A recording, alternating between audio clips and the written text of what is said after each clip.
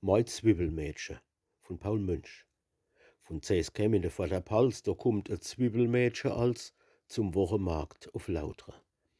Dann halt kein Gaul mich mehr im Haus.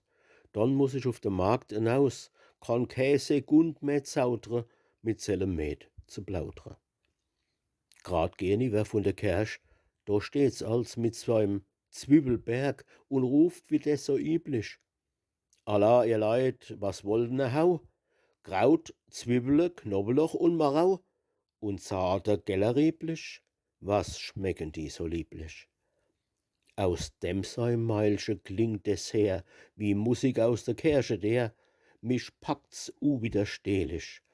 Kauf Zwiebele, Knoblauch, Majoran, wiewohl ich gar keiner brauchen kann, an 50 Pfund allmählich und bin verzickt und selig. Dann bleib ich als noch steh bei ihr, so neve auf'm Trottoir und helfre als verkaufen. Dei Zwiebelspruch, o Zwiebelmet, die hat mir ganz mei Herz verdreht und wenn ich werd mir fehle, dann tust mir's auch noch stehlen. Ich glaub, wann des so weitergeht, dann heirat ich das Zwiebelmet, dann heer ich se tagtäglich. Bis dorthin lern ich selber noch die verderpelzig Zwiebelspruch.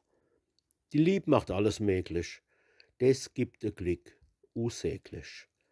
Und nocher babbel ich genau, so fei und schä als wie mei Fra. Ich lern's als schon verstohle, dann is es im Ehestand wohlgetan, Spruch, Herz und Sinn zu han, dann flackert verhohle die Lieb so warm wie Kohle.